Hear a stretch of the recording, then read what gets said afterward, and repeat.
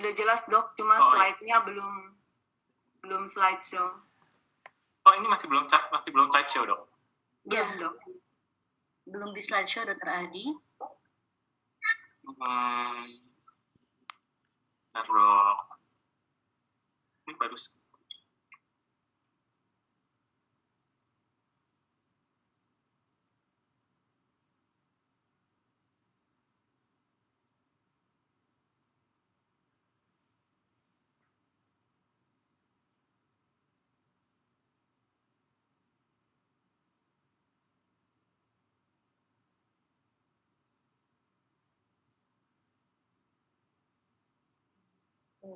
Tes Dr. Adi. Dr. Sandra, bisa dengar suara saya dok? Bisa dok, bisa. Dok. Oke, berarti kelihatan Dr. Adi yang terlempar ya.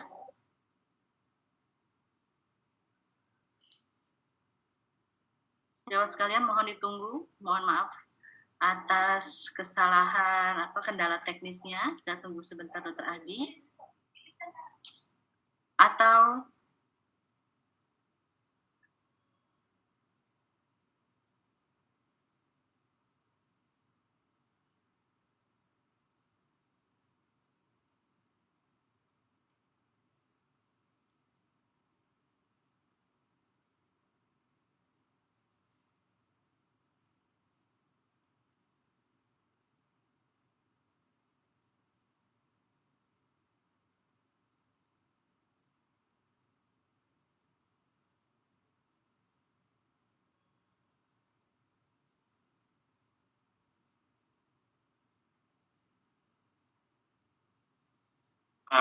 Maaf dok, malah disconnect tadi.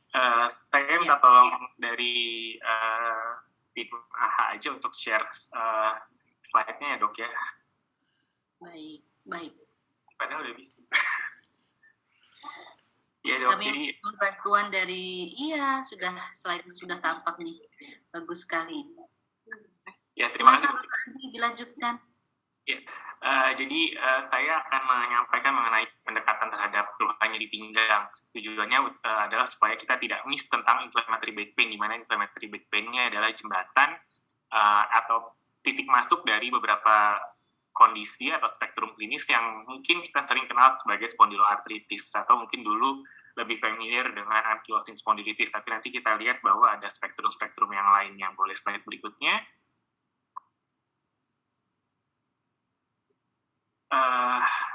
Maaf, kayaknya saya kirim slide yang baru. Nanti mungkin di tengah-tengah tolong diganti, tapi Oke, baik.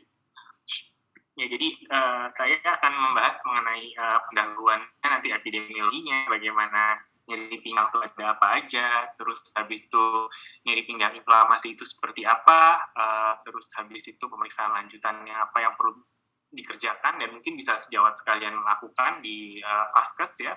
Pemeriksaan fisik sangat penting pada inflammatory back pain, selain anamnesis juga tentunya, dan juga kita lihat apa saja spektrum klinisnya dan juga rekomendasi pengobatan nanti saya tambahkan sedikit, lalu kesimpulannya. Jadi slide berikutnya boleh dok. Ya, epidemiologinya ya, jadi memang bervariasi ya dok ya, karena memang agak sulit mendiagnosis inflammatory back pain ini di beberapa negara sekalipun. Jadi ada yang dari survei saja, ada yang didiagnosis oleh rheumatologis, ada yang berbagai kriteria. Jadi ada beberapa negara, nanti saya akan contohkan, bahkan di India tuh mereka punya kriteria sendiri gitu. Jadi kriteria inflammatory back pain ini sangat banyak, tapi nanti kita lihat sebenarnya fiturnya sebenarnya nggak beda-beda banget gitu dok. Cuman ya karena ada studi-studinya, dia mereka membedakan secara epidemiologi, mereka bedakan juga sensitivitas spesifisitasnya masing-masing fitur dari inflammatory back pain tadi. Boleh slide berikutnya. Jadi kalau kita lihat slide berikutnya, nyeri pinggang itu kita bisa mengelompokkan berdasarkan onsetnya, ada yang akut atau ada yang kronik, sama seperti penyakit rematik pada umumnya kita bagi dia jadi 6 minggu patokannya. Lalu ini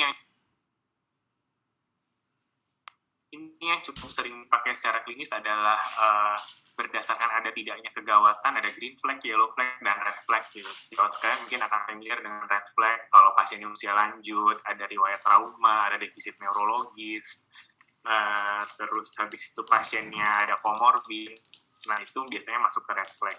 Nah nanti ada juga klasifikasi berdasarkan mekanismenya, adalah nyeri pinggang mekanik dan nyeri pinggang inflamasi. Boleh slide berikutnya. Kita akan kok nggak slideshow ya?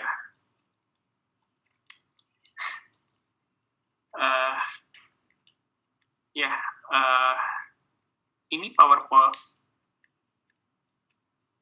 Ini ada animasinya harusnya. Ini saya kirim PowerPoint-nya. Mbak Ita boleh dibantu ya. Jadi intinya kita membagi nyeri pinggang itu sama pendekatannya dengan keluhan muskuloskeletal. Jadi nyerinya artikuler, non-artikuler. Nah, nanti nyeri pinggang itu kita bagi lagi. Nyeri yang artikuler itu kita bagi lagi akut dan kronik. Kronik itu kita bagi lagi ada inflamasi dan non-inflamasi. Ini animasinya nggak jalan ya. Tapi jadi intinya fitur-fitur nyeri pinggang yang inflamasi itu adalah sama seperti nyeri pinggang nyeri inflammatory back-nya, nyeri artritis inflamasi, maaf. Jadi nyerinya saat istirahat, ada kaku sendi lebih dari 30 menit, terus ada keluhan sistemik dan disertai dengan peningkatan penanda inflamasi. Boleh slide berikutnya saja. Saya skip case-nya ini, nanti Dr. Abi akan banyak membahas kasus, contoh-contoh kasusnya. Slide berikutnya. Ya, slide berikutnya. Ya, ini juga harusnya ada animasinya. Tapi saya merangkum ada beberapa kriteria inflammatory back pain, tapi semuanya itu fitur-fiturnya adalah ya ini, usia muda, mendadak, membaik dengan aktivitas, tidak membaik dengan istirahat, terbangun di malam hari, ada kaku di pagi hari, dan ada nyeri bokong yang berpindah-pindah.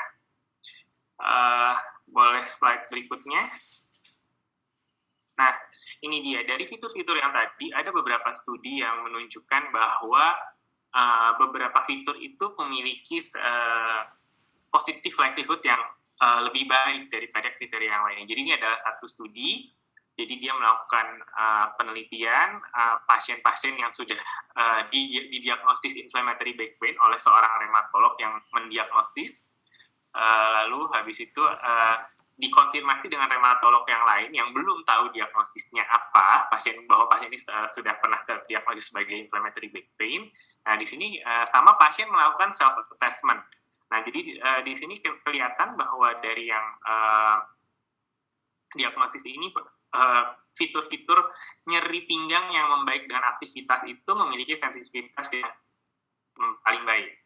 Lalu yang memiliki likelihood rasio paling adalah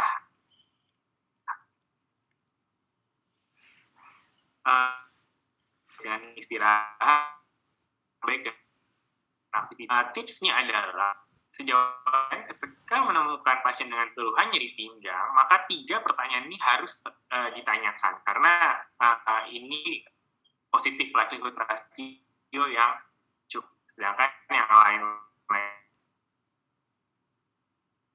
Dokter Adi, izin saya stop sebentar. Saya bantu share. Silakan ditutup tim AHA.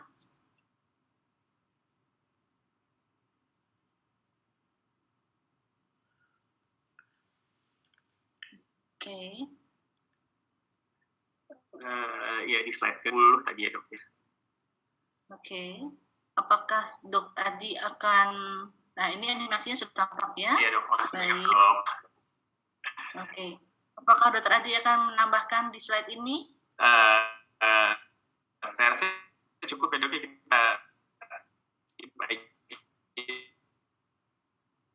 dok, kita ke slide. Ya ini boleh dok tadi. Yang ini, oke. Silakan. Ya, jadi kalau dilihat ada beberapa kriteria dari yang saya belum lahir, yang ini saya udah lahir nih kriteria-kriteria. Nah, fitur-fiturnya tadi boleh di slideshow, Dok. Ya, jadi intinya biasanya usia muda. Tapi satu tipsnya adalah ini onsetnya, Dok. Jadi kadang-kadang karena ini nyeri pinggangnya karakteristiknya spondyloartritis itu hilang timbul, bisa sembuh dengan sendirinya, membaik dengan obat-obatan NC gitu ya, Dok ya. Kadang-kadang pasien ya udah nyeri pinggang minum obat. Jadi dokter harus menanyakan kapan sih mulainya keluhan ini gitu. Kadang-kadang mungkin pasien datang ke dokter sudah di usia 45 tahun gitu. Padahal keluhannya sudah 6 tahun yang lalu mulainya. Bisa seperti itu, Dok. Slide berikutnya boleh, Dok.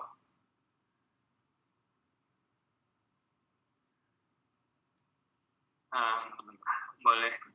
Next, Dok. Iya, sebentar. Oh iya.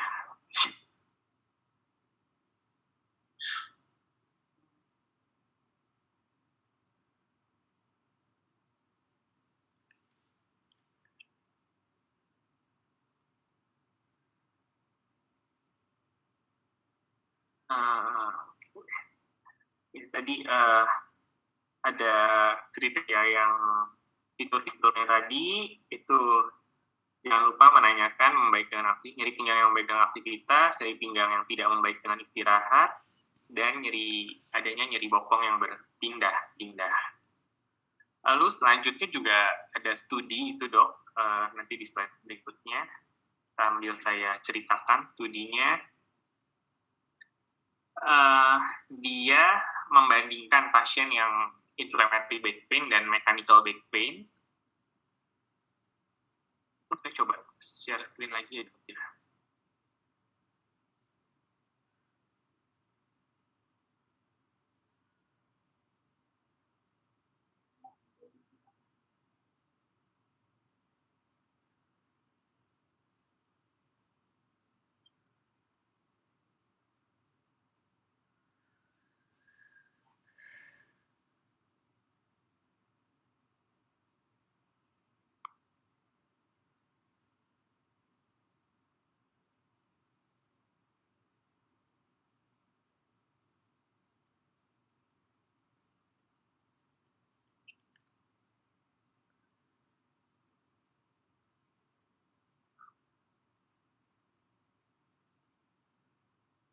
Ini oke?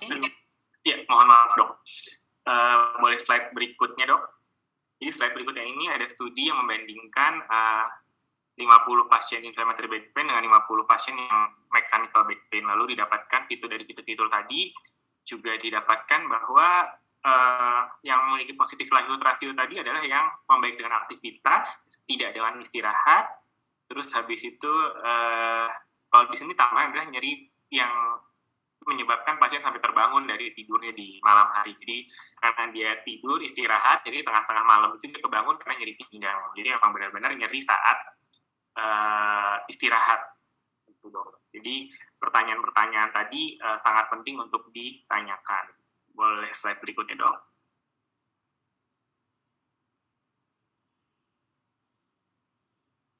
Sorry, ini terkendala juga ternyata. Jadi, Dr. Adi mau coba slideshow lagi?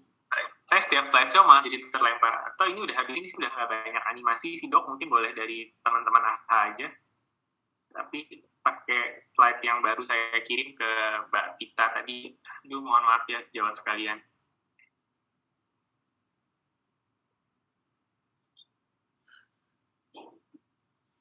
Slide berikutnya sudah nggak banyak animasi sih, Dok. Ya, boleh slide sebelumnya. Ya. Jadi ini Dok, kalau kita ketemu inflammatory back pain, kita emang sering diagnosis spondyloartropati, tapi sebetulnya masih ada kondisi-kondisi klinis atau kondisi medis yang lain yang menyebabkan inflammatory back pain. Yang masuk ke dalam spektrum spondyloartropati yang paling kita kenal adalah ankylosing spondylitis, tapi ada juga artritis psoriatik, artritis reaktif, dan artritis enteropatik.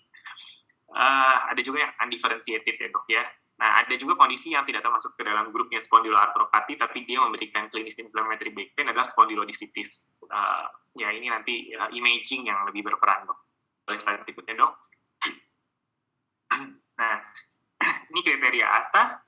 Saya rasa sejawat sudah sangat familiar dengan kriteria ini. Dia membedakan aksial spondiloartropati, peripheral spondiloartropati. Bedanya bagaimana? Sebenarnya kalau kita lihat fiturnya banyak yang sama ya dok ya, di baik di aksial maupun di perifer. Jadi artinya maksudnya walaupun dia dengan keluhannya inflammatory back pain gitu ya dari entry-nya yang aksial ini ya dok ya, back pain lebih dari 3 bulan, usia di bawah 45 tahun, terus habis itu ditambah ada imaging atau clinical group gitu, ada periksa HLA-B27.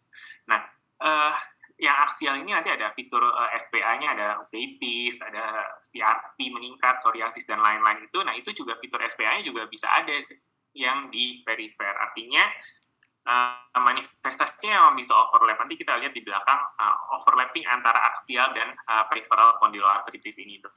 Jadi, susahnya lagi dalam melakukan elaborasi pada pasien, dokter sejawat sekalian harus menanyakan fitur-fitur ini ya, fitur-fitur dari spondyloarthritis. Ya, jadi baik yang aksial maupun yang peripheral ternyata bisa overlap manifestasinya.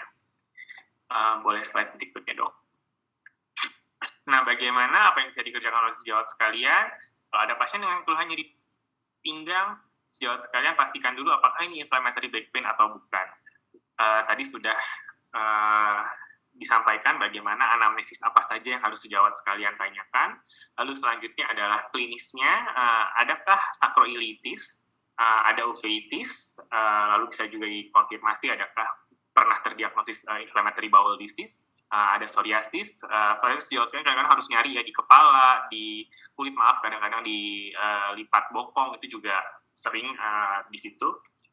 Lalu ada riwayat infeksi, karena tadi beberapa seperti artritis reaktif itu adanya didahului oleh infeksi. Lalu pemeriksaan laboratorium yang sederhana bisa dikerjakan adalah LED dan CRP dok. HLA-B27 sepertinya kita sayangnya belum punya data ya di Indonesia, tapi polimorfisme HLA ini di tiap negara tuh ternyata berbeda-beda dok, jadi tidak menjadi mandatory untuk diperiksakan. Terus pemeriksaan radiologi yang sederhana, sejawat sekalian bisa memeriksa fotopolos untuk melihat sacroiliitis. Lalu kalau nanti tidak ada tapi klinisnya ke arah spondyloarthritis, kita bisa periksa MRI. Nanti ini yang akan dibahas oleh Dr. Sandra, karena ini nanti bisa dibedakan antara radiografik atau non-radiografik. Ini beberapa fiturnya. Lalu USG untuk mencari enthesitis itu juga bisa dicari. Lalu sebelum itu sekalian bisa juga melakukan pemeriksaan serologi hepatitis, karena ini screening sebelum treatment, atau periksa IGRA untuk screening TB laten dan photothoraks untuk screening TB paru. Nah, saya mau sedikit cerita tentang CRP ini. Jadi kadang-kadang karena tadi saya sudah sampaikan bahwa inflammatory back pain pada spondyloarthritis itu seringkali hilang timbul. Kadang-kadang pasien datang ke sejawat sekalian, saya nyeri 2 minggu yang lalu, saya nyeri seminggu yang lalu gitu, sekarang sudah nggak nyeri gitu. Atau bulan lalu saya nyerinya sering, sekarang saya sedang tidak nyeri. Nah, kalau sedang tidak nyeri saat datang ke sejawat sekalian tuh diperiksa karena artritisnya tidak ada. Tapi dengan melakukan pemeriksaan LED dan CRP, kalau itu suatu inflammatory arthritis, biasanya masih meningkat gitu dok. Jadi beberapa seperti itu. Jadi kalau saya sejawat sekalian datang pasien sedang tidak ada artritis, boleh, tapi dari anamnesis tadi sangat mengarahnya ada suatu artritis atau nyeri pinggang yang sifatnya inflamasi, penanda laboratoris ini tetap bisa diperiksakan. Boleh slide berikutnya. Nah, ini beberapa pemeriksaan fisik yang sederhana untuk menilai ada tidaknya sacroiliitis. Intinya ini kan namanya sacroiliac joint ya dok ya, antara sacrum dan ilium, sacroiliac joint-nya. Intinya kita memanipulasi bagaimana sacroiliac joint ini mendapatkan tekanan yang lebih, bisa dengan pelvic rock. Ini yang sebelah kiri atas itu posisinya, jadi pasien diminta miring, lalu sejawat sekalian menekan dari siasnya. Lalu ada tes Patrick, itu sering dilakukan. Ada distraction, itu jadi mendorong ke samping dari siasnya. Lalu itu juga ada sacral thrust yang paling bawah, ada thigh thrust, ada tes Gensler. Boleh slide berikutnya. Nah, ini juga ada studi-studi yang menunjukkan pemeriksaan fisik ini juga ternyata punya sensitivitas dan spesifisitas yang berbeda-beda. Jadi pemeriksaan composite ini ya, terdiri dari 5 pemeriksaan, dissection, compression, tie thrust, Genslon, sama sacral thrust. Kalau 3 dari ini positif ditambah no centralization, artinya nyerinya tidak pada area tengah saja, tidak pada area midline saja, itu ternyata positif likelihood rasionya cukup tinggi ya, dibandingkan kalau tanpa memasukkan tidak adanya nyeri yang tersentralisasi di tengah. Jadi pemeriksaan fisik dan anamnesis tadi sangat penting pada workup suatu spondyloarthritis atau inflammatory back pain. Boleh slide berikutnya. Nah, ini anthesitis contohnya ya, ini plantar fasciitis atau tendinitis Achilles, juga bisa di situ uveitis, terus habis itu ada psoriasis, jadi sejauh sekarang harus mencari di kulit-kulitnya pasien. Slide berikutnya. Nah, ini tadi imaging sacroiliitis itu secara radiografi kita bisa lihat kalau misalnya masih mencurigakan gitu ya, masih kok kayaknya mulai irregular, itu grade 1. Tapi kalau misalnya sudah ada erosis, sudah ada sklerosis, itu grade 2. Kalau misalnya sebagian sudah nempel ankylosing, itu grade 3. Nah, kalau grade 4 sudah tidak terlihat lagi celah sendinya, jadi karena sudah benar-benar fusi. Nah, sacroiliitis ini sayangnya tidak hanya pada inflammatory back pain atau pada spondyloarthritis saja, ada sacroiliitis yang sifatnya degeneratif cukup banyak, pada penyakit inflamasi yang lain, sarkoidosis itu juga bisa dijumpai. Kalau IBD nih yang mungkin yang berhubungan dengan spondyloarthritis ya dok ya, lalu pengobatan obat jerawat juga ada beberapa yang bisa menyebabkan sacroiliitis, tapi ini nanti kita lihat di slide berikutnya bahwa mungkin ada kondisi lain yang overlap. Slide berikutnya boleh?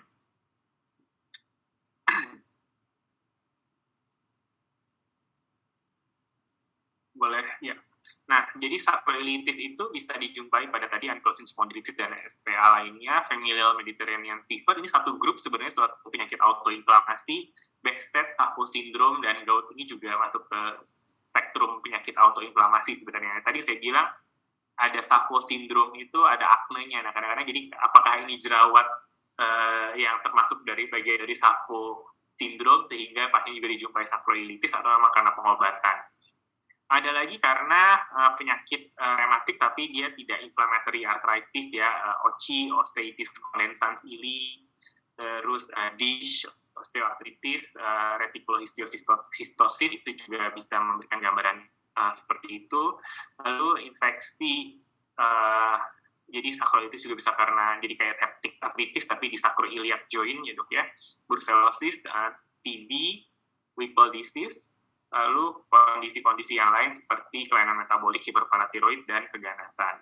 Saya pernah sekali itu dapat pasien ternyata keganasan, jadi suatu metastasis yang memberikan gambaran sacroiliitis. Waktu itu yang membuat saya curiga bahwa ini bukan sekedar sacroiliitis, bukan inflammatory back pain, bukan ankylosing spondylitis, adalah karena dengan NSAID responnya sangat minimal, jadi tidak satisfying gitu, walaupun memang mungkin tidak semuanya akan berespon dengan NSAID, tapi biasanya akan ada penurunan skala nyerinya dok setelah diterapi dengan NSAID. Nah, ini tidak membaik, akhirnya saya mintakan MRI di situ terlihat baru ini suatu gambaran metastatic bone disease. Slide berikutnya. Ya, ini nanti Dr. Sandra akan banyak menyampaikan, tapi ini fitur-fitur yang bisa dilihat dari imaging baik MRI ataupun USG. Slide berikutnya. Nah, ini imaging findings, nanti mungkin Dr. Sandra saja yang menyampaikan lebih banyak lagi. Slide berikutnya. Nah, ini imaging ternyata kita kemarin tadi kita sibuk dengan fotokolos, terus habis itu kalau tidak kita cari MRI. Tapi ternyata CT, ada studi yang cukup baru, CT menunjukkan bahwa dia punya spesifisitas yang sangat baik untuk spondyloarthritis. Jadi rasa-rasanya mungkin nanti akan bisa dipertimbangkan juga kalau sejauh sekarang mungkin MRI lebih jarang tersedia ya di rumah sakit tertentu, mungkin lebih banyak yang punya CT. Nah, CT pun juga ada tempatnya. Pesan saya dari slide ini sih itu dok, jadi CT tetap bisa dipertimbangkan. Slide berikutnya. Nah, marker inflamasi ini sebenarnya untuk menilai aktivitas penyakit, jadi bukan untuk menegakkan diagnosis ya dok ya. Ada beberapa marker tapi belum rutin digunakan. Boleh slide berikutnya, ada summary-nya. Ya, jadi CRP bisa digunakan untuk aktivitas penyakit, menilai respon pengobatan, menjadi prediktor kerusakan struktural, sedangkan LED lebih baik hanya untuk menilai potensi kerusakan struktural. Dan ini marker-marker yang lain yang berkembang tapi masih belum established. Jadi kita masih tetap menggunakan CRP untuk menilai disease activity dan melakukan pemantauan pengobatan. Slide berikutnya. Boleh slide berikutnya. Ya, ini dok, tadi mau saya sampaikan antara aksial dan peripheral. Nanti kita setelah dari kayak ankylosing spondylitis itu dominan aksial, tapi ada juga peripheralnya.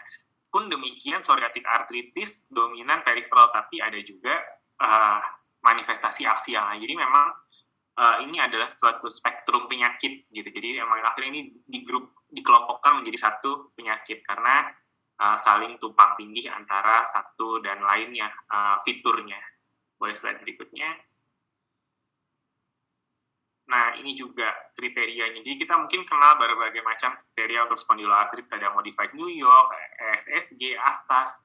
Nah, ini fiturnya ada yang overlap, ada yang tidak. Tapi kalau saya sih akhirnya praktek klinisnya, fitur-fitur ini kita harus waspadai gitu dok. Jadi artinya misalnya tidak memenuhi satu kriteria Modified New York, karena dia hanya ada radiographic sacroiliitis, inflammatory back pain, tapi respon juga dengan NSAID. Nah, itu kan tidak masuk ke dalam kriteria Modified New York. Tapi ini adalah fitur-fitur suatu spondyloarthritis. Nah, yang seperti itu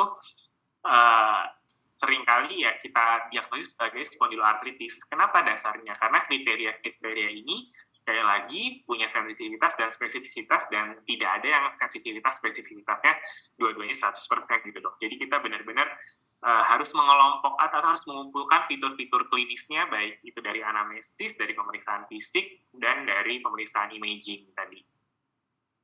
Slide berikutnya.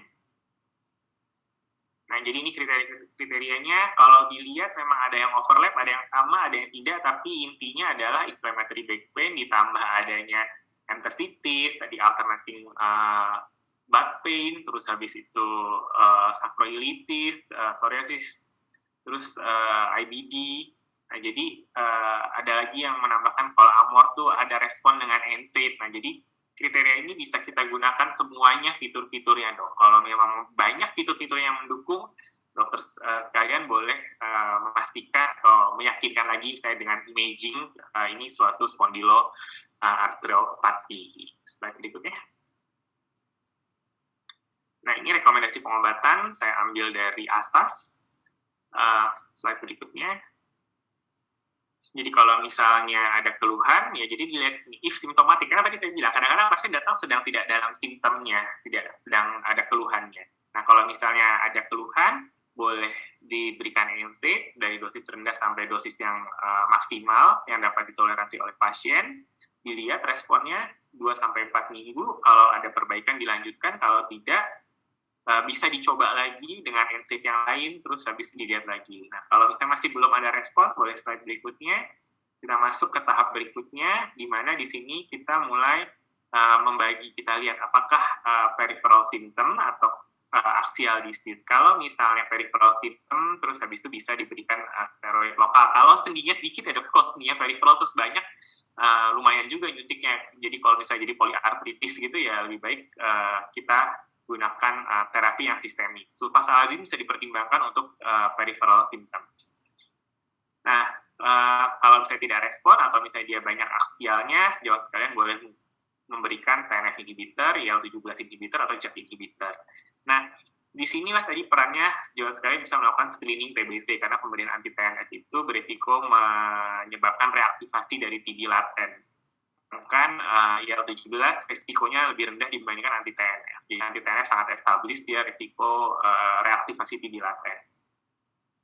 Kalau misalnya ada uveitis atau IBD, sebaiknya menggunakan anti-TNF yang monoklonal, bukan yang reseptor blocker ya. Jadi ada adalimumab misalnya, itu monoklonal antibody. Kalau yang reseptor blocker itu etanercept contohnya.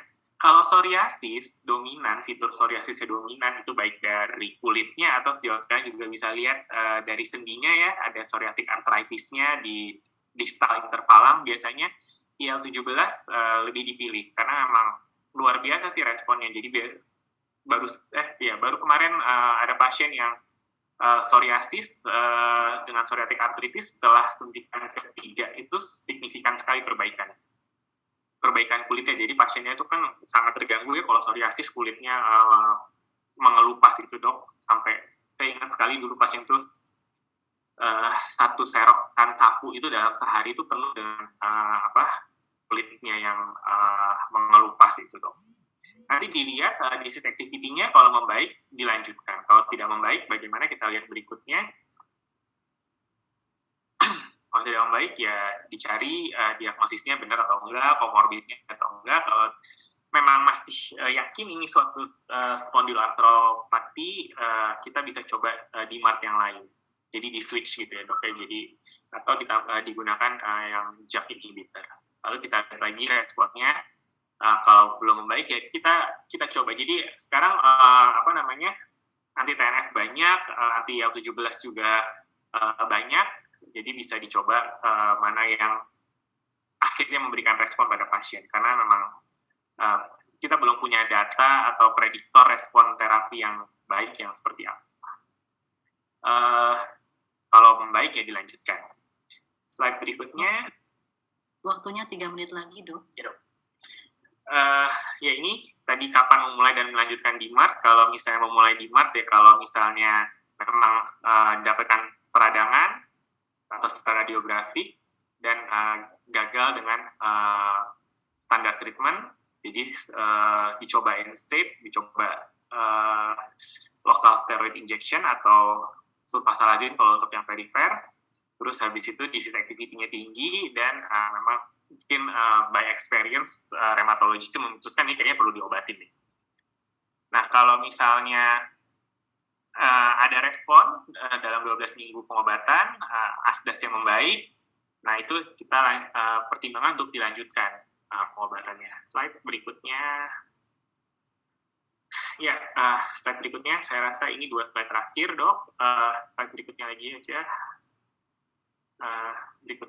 2 slide berikutnya deh kayaknya. Slide next. Slide kesimpulannya saja langsung. Ya, jadi keluhan yang sering dijumpai ya dok itu nyeri pinggang dan inflammatory back pain itu harus dikenali sehingga dapat ditata laksana dengan adekuat dan tidak progresif. Yang penting itu ya dok ya, karena kadang-kadang banyak juga yang datang sudah ankylosing sehingga itu akan lebih menyulitkan buat kita. Terus habis itu pada fasilitas FKTP ya sejawat sekalian, yang penting bisa membedakan inflamasi non-inflamasi, mengetahui sakroilitis secara klinis, lalu bisa mengidentifikasi manifestasi sistemik dari spondyloartritis.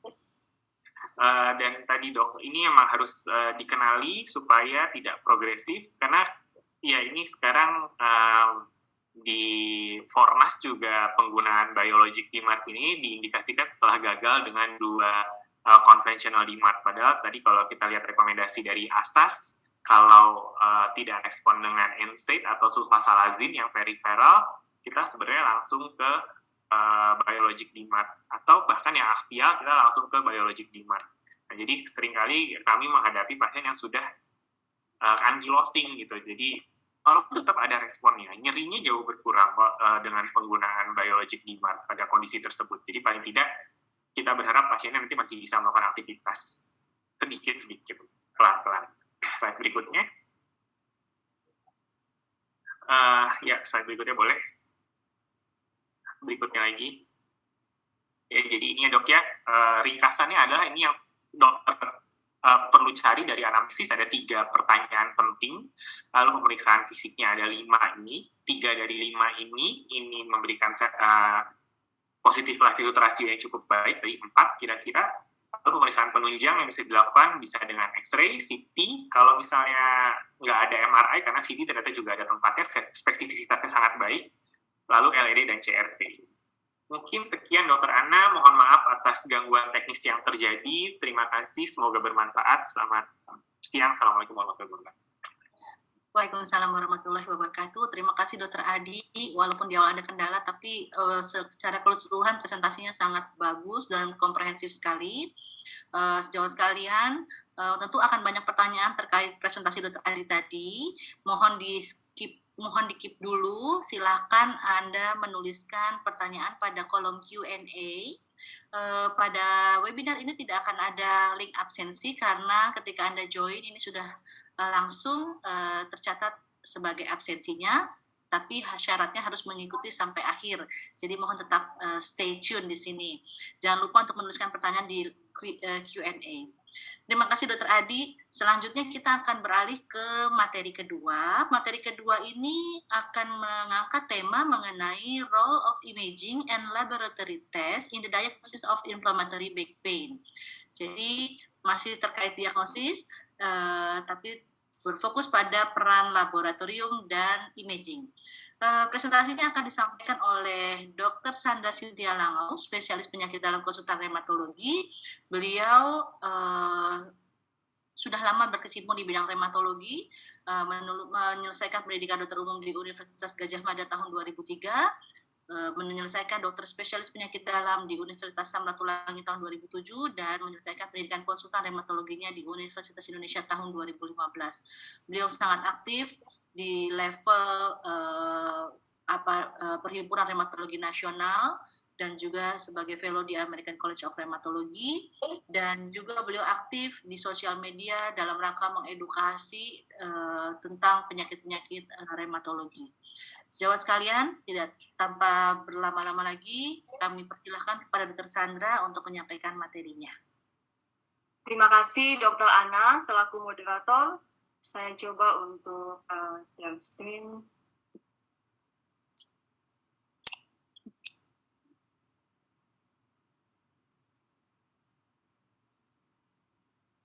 Maaf, apakah slide saya sudah terlihat? Sudah, Dr. Sandra. Baik, terima kasih. Sekali lagi terima kasih kepada Dr. Ana untuk perkenalannya. Saya ucapkan terima kasih kepada Perhimpunan Rheumatologi Indonesia dan IRA Cabang Jakarta atas kesempatan yang diberikan kepada saya untuk hari ini membawakan topik tentang role of imaging and laboratory test in the diagnosis of inflammatory back pain. Selamat pagi dan salam sejahtera untuk para guru besar, sejawat, dan senior sekalian yang sudah hadir pada hari ini. Sejawat, kita ketahui bahwa dalam praktek kita sehari-hari, low back pain merupakan salah satu keluhan yang paling banyak membawa pasien untuk berobat ke dokter. Dan memang kita sudah tahu bahwa mechanical back pain ini merupakan penyebab low back pain yang paling sering, dan mungkin pada kasus-kasus mechanical kita tidak membutuhkan suatu penyelidikan yang lebih lanjut. Namun terkadang sejawat kita harus memperhatikan ada beberapa red flag sehingga kita mencurigai bahwa low back pain ini bukan sekedar mechanical, ada penyebab yang lain, cancer, infection, kemudian gangguan neurologi, dan juga termasuk pada topik yang akan kita bahas hari ini yaitu tentang ankylosing spondylitis. Dan pemeriksaan penunjang yang kita butuhkan pun nanti akan berbeda-beda tergantung daripada kecurigaan kita. Namun pada hari ini fokus kita akan membahas tentang inflammatory back pain atau yang mungkin sejawat kenal dengan ankylosing spondylitis dengan gejala-gejala yang tadi sudah disampaikan secara lengkap oleh Dr. Adi. Nah, sejawat sekedar untuk mereview bahwa kita tahu bahwa suatu kasus spondyloarthritis ini kita bisa bagi menjadi dua bagian. Yang pertama adalah axial symptom. Kalau gejala utamanya adalah pada tulang belakang atau spine, kemudian peripheral symptom kalau gejalanya pada sendi perifer, seperti adanya artritis, enthesitis, atau dactylitis. Kemudian untuk axial symptom ini kita bisa bagi menjadi dua, yaitu non-radiographic stage, apabila pada pemeriksaan radiologi yang sederhana kita tidak menemukan adanya kelainan, namun sacroiliitis kita bisa temukan pada MRI. Dan kemudian yang kedua yang sejawat kenal sebagai ankylosing spondylitis atau yang kita sebut sebagai radiographic stage spondyloarthritis, ini pada pemeriksaan sederhana radiologi konvensional, sejawat sudah bisa mendapatkan suatu kelainan yang disebut dengan sacroiliitis. Nah, sejawat untuk menegakkan diagnosis, karena pembahasan kita pada hari ini adalah pemeriksaan laboratorium dan radiologi, kita bisa melihat di sini dalam rangka menegakkan diagnosis, Pemeriksaan radiologi seperti sakroilitis dan pemeriksaan laboratorium seperti HLA-B27 ini ternyata memegang peranan penting dalam proses diagnosis. Nah, kalau kita melihat kriteria diagnosis dari asas ini, untuk menegakkan diagnosis spondyloartritis aksial, sejawat bisa menggunakan dua langkah. Jadi pada pasien-pasien yang dicurigai adanya inflammatory back pain dengan nyeri pinggang lebih dari 3 bulan, terutama pada usia kurang dari 45 tahun, sejawat bisa melakukan langkah dengan melakukan pemeriksaan radiologi untuk melihat adanya sakroilitis dan melihat adanya gambaran SPA yang lain. Dan jika ada satu gambaran SPA yang lain seperti artritis, enthesitis, uveitis, dactylitis, atau psoriasis, sejawat bisa mengklasifikasikannya sebagai spondyloartritis aksial. Ataupun kita bisa melakukan pemeriksaan laboratorium seperti HLA-B27 dan melihat ditambah dengan dua gambaran SPA di sini, maka kita bisa menyimpulkan ini adalah suatu kasus spondyloartritis aksial. Demikian juga kalau sejawat melihat kriteria diagnosis untuk spondyloartritis perifer, kita memiliki gejala-gejala klinis tertentu seperti artritis, enthesitis, atau dactylitis, kemudian ditambah dengan satu gambaran SPA pada tabel ini, dan di sini juga termasuk ada gambaran imaging dan juga gambaran laboratorium HLA-B27, kita sudah bisa menegakkan diagnosis atau dua gambaran SPA yang ada pada tabel ini.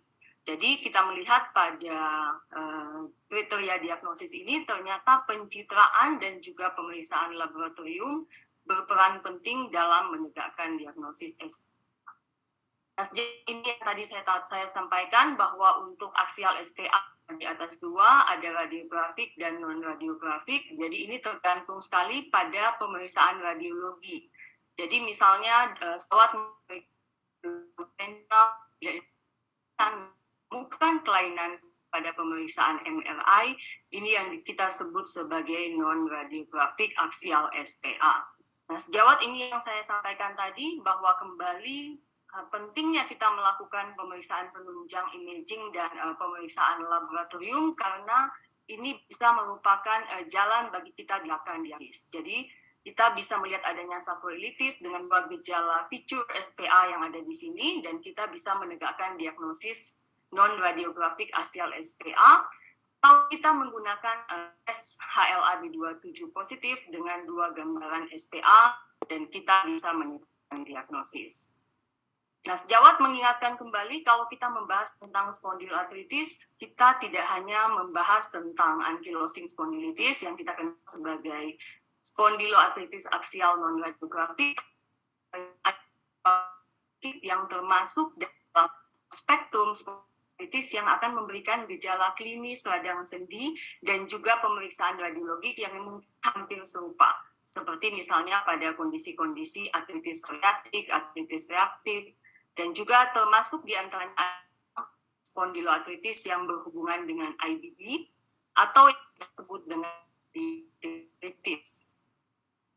Nah, sejauh bagaimana dengan pemeriksaan laboratorium spondyloartritis? Kita tidak ada pemeriksaan laboratorium baku emas untuk diagnosis spondyloartritis, dan juga pada kasus-kasus spondyloartritis kita tidak membutuhkan pemeriksaan ANA atau antinuklear antibody kecuali memang sejawat mencurigai adanya diagnosis penyakit rematik autoimun yang berkaitan anak, seperti misalnya lupus, scleroderma, Sjögren's syndrome, atau polymyositis. Jadi kalau tidak ada kecurigaan terhadap penyakit-penyakit tersebut dalam diagnosis spondyloartritis, kita tidak membutuhkan tes ANA. Kemudian kita bisa juga melakukan beberapa tes petanda inflamasi, misalnya laju endap darah dan C-reactive protein atau CRP. Kemudian apabila mampu laksana, pemeriksaan HLA-B27 tadi dapat kita gunakan untuk membantu menegakkan diagnosis. Namun memang tidak wajib kalau kita sudah bisa menegakkan diagnosis lewat jalur imaging misalnya. Pada kasus-kasus tertentu sejawat sekalian, apabila menemukan adanya monoartritis atau oligoartritis dengan efusi sendi, sejawat bisa melakukan juga fungsi cairan sendi, dan apabila kita melakukan analisa, kita bisa melihat pola inflamasi dengan jumlah leukosit sekitar 10.000 sampai dengan 50.000 dengan dominan sel polimorfonuklear. Nah, sejawat ini adalah peran petanda inflamasi atau CRP. Kita ketahui bahwa peningkatan CRP ini terjadi pada sekitar 40 kasus SPA, jadi tidak semua akan meningkat. Dan pada pasien-pasien dengan peningkatan CRP yang signifikan, CRP ini dapat kita gunakan untuk monitoring aktivitas penyakit, yang biasanya akan menurun pada saat kita memberikan treatment dan berhasil treatment untuk pasien kita tersebut. Namun, ada beberapa literatur yang mengatakan bahwa CRP dan LED yang normal tidak menyingkirkan diagnosis ankylosing spondylitis. Nah, bagaimana dengan pemeriksaan HLA-B27? HLA-B27 ini merupakan salah satu pemeriksaan genetik penting yang berkaitan dengan spondyloartritis. Namun yang perlu sejauh perhatikan adalah sensitivitas dan spesifitas daripada tes ini sangat bergantung pada ras dan latar belakang genetik. Jadi misalnya pada pasien-pasien kulit putih, HLA-B27 ini sangat tinggi sekali angka kejadiannya. Jadi sekitar 85 sampai dengan 95%. Namun ada populasi-populasi tertentu di mana angka kejadian HLA-B27-nya ini sangat tinggi, sehingga dari populasi ini yang HLA-B27 positif hanya sekitar 5% dengan AS. Dan angka kejadian HLA-B27 ini ternyata pada non-radiografik SPA ini lebih rendah daripada yang AS atau radiografik SPA. Sehingga sejawat sebagai kesimpulan, kita tahu bahwa tes positif HLA-B27 saja tidak dapat digunakan untuk menegakkan diagnosis, karena kalau kita balik pada kriteria diagnosis tadi, kita membutuhkan beberapa kriteria klinis yang lain. Dan sebaliknya juga, tes negatif HLA-B27 tidak dapat menyingkirkan diagnosis aksial SPA, karena kita tetap bisa menegakkan diagnosis lewat jalur pemeriksaan radiologi atau lewat imaging. Nah, sejawat ini adalah tabel yang menunjukkan angka kejadian atau prevalensi daripada HLA-B27 pada berbagai spektrum spondyloartritis, dan kita bisa melihat di sini memang paling tinggi pada ankylosing spondylitis. Pada kondisi-kondisi yang lain mungkin angka kejadiannya tidak begitu tinggi. Jadi sekali lagi HLA-B27 yang negatif tidak bisa menyingkirkan diagnosis spondyloartritis. Nah, sejawat bagaimana dengan pemeriksaan radiologi? Untuk pemeriksaan radiologi untuk kasus-kasus spondyloartritis ada berbagai jenis yang kita bisa lakukan. Yang pertama yang mungkin mampu laksana pada hampir semua fasilitas kesehatan adalah pemeriksaan radiologi konvensional tulang belakang dan sendi sakroiliaka. Yang kedua adalah MRI tulang belakang dan sendi sakroiliaka, dan juga USG muskuloskeletal untuk melihat adanya artritis perifer atau enthesitis. Tentunya untuk penilaian daripada pemeriksaan radiologi spondyloartritis ini, kita tentunya tetap akan selalu bekerja sama dengan bagian radiologi yang sangat expert untuk menilai kondisi-kondisi ini. Nah, sejawat sekalian, kita sudah melihat tadi bahwa pemeriksaan radiologi ini berperan sangat penting dalam diagnosis spondyloartritis aksial. Jadi masuk dalam kriteria diagnosis. Untuk membuat suatu diagnosis spondyloartritis aksial, kita bisa melakukan lewat dua cara. Jadi lewat radiologi, kalau radiologi positif, kita bisa tinggal melihat ada gejala klinis yang positif satu, maka kita sudah bisa menegakkan diagnosis spondyloartritis. Nah, sejawat pemeriksaan radiologi yang paling penting untuk menegakkan diagnosis spondyloartritis ini adalah pemeriksaan radiologi konvensional sacroiliac joint. Ini merupakan modalitas pertama yang direkomendasikan untuk diagnosis aksial SPA, dan tetap merupakan pilihan utama untuk penilaian perubahan struktural pada tulang belakang dan juga pada sacroiliac joint.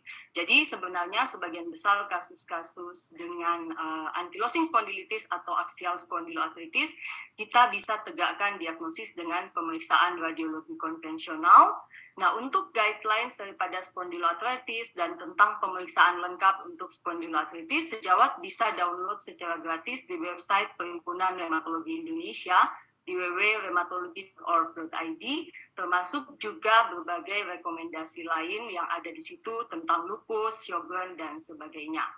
Nah, sejawat sekalian, untuk menilai derajat sacroiliitis, ini kita biasanya menggunakan kriteria, jadi atau derajat. Nah, ini berdasarkan perubahan gambaran radiologi yang sejawat bisa lihat pada pemeriksaan radiologi, mulai dari grade 0 atau derajat 0 yang kita sebut normal, kemudian yang satu ada kecurigaan ke arah kelainan, yang kedua adalah kelainan minimal, dan yang ketiga adalah kelainan yang nyata, dan yang keempat adalah suatu abnormalitas yang cukup berat atau yang kita sebut dengan ankylosing total. Nah, ini adalah contoh-contohnya. Kalau sejauh bisa melihat di sini, ini adalah gambaran sendi sacroiliac joint yang masih normal, yang berbatas tegas, dan kemudian ini adalah derajat 1, jadi mulai ditemukan adanya suatu kecurigaan adanya kelainan, dan kemudian ini adalah derajat 2, kita sudah melihat adanya suatu sklerosis, adanya erosi, dan juga sudah terjadi penyempitan pada celah sendi. Kemudian ini yang kita lihat sebagai grade 3, kelainannya sudah semakin nyata, adanya erosi, sklerosis, dan penyempitan celah sendi yang mungkin lebih nyata dan lebih berat daripada grade 2. Dan yang di sini yang kita sebut dengan abnormalitas berat atau grade 4, di mana sudah terjadi fusi atau ankylosing, sehingga kita tidak bisa melihat sendi sacroiliac joint ini. Nah, sejauh selain pemeriksaan pada sendi sacroiliac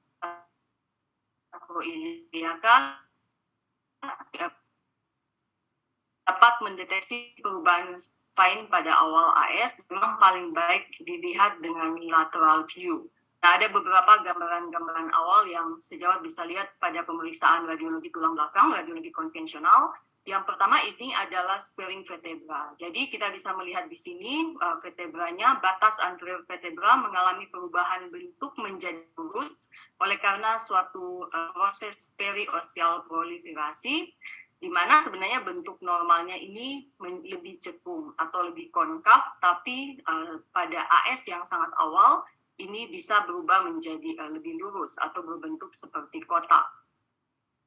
Kemudian perubahan lain yang sejawat bisa lihat pada pemeriksaan radiologi konvensional adalah pembentukan syndesmovid. Jadi syndesmovid ini merupakan penulangan daripada annulus fibrosis, dan biasanya pembentukan syndesmovid dimulai dari penonjolan tipis pada tulang ke arah vertikal yang disebabkan oleh proses osifikasi lapisan luar annulus fibrosis. Jadi seperti pada gambar ini, dan ini seringkali disalahartikan sebagai osteofit pada osteoartritis, tapi bentuknya mungkin sedikit berbeda. Dan apabila sudah menjadi lanjut, saat syndesmovid dari vertebra bagian atas dan bawah ini bersatu, maka nanti bisa membentuk jembatan yang kita akan lihat atau kita sebut sebagai bambu spine yang bisa kita temukan pada AS yang sudah lanjut. Nah, pada non-radiographic SPA ini kadang-kadang kita tidak menemukan syndesmovid. Jadi tidak bisa kita lihat syndesmovid ini pada pemeriksaan radiologi konvensional. Nah, sejawat ini yang tadi, ini juga bisa merupakan gejala awal daripada ankylosing spondylitis yang kita bisa lihat pada pemeriksaan radiologi konvensional, yaitu adanya sklerosis vokal atau yang disebut dengan Saini corner, dan juga erosi atau Romanus lesion yang dapat ditemukan pada perlekatan annulus fibrosis pada sudut anterior daripada vertebra. Kemudian ini kondisi di mana syndesmovid sudah mengalami penyatuan pada ankylosing spondylitis yang sudah lanjut yang disebut sebagai bambu spine. Nah, ini tadi adalah contoh-contoh yang lain lagi dari pemeriksaan radiologi konvensional yang mungkin sejawat bisa lakukan di hampir semua lini pelayanan kesehatan. Ini yang disebut dengan Saini corner atau sklerosis pada awal-awal dari ankylosing spondylitis atau spondyloarthritis aksial. Kemudian ini yang disebut dengan syndesmovid, jadi penonjolan ke arah vertikal. Dan ini yang pada kondisi syndesmovid sudah bersatu dan membentuk bambu spine. Nah, ini juga adalah perkembangan, jadi pada awal-awal syndesmovid, kemudian apabila berlanjut dalam perkembangan selama 2 tahun, bisa terjadi progresivitas daripada syndesmovid dan membentuk bridging antara vertebra yang satu dengan vertebra yang lain, yang kita sebut sebagai bambu spine. Nah, ini adalah gambaran bambu spine yang merupakan gambaran lanjut daripada ankylosing spondylitis atau axial spondyloarthritis. Nah, sejauh bagaimana dengan pemeriksaan MRI?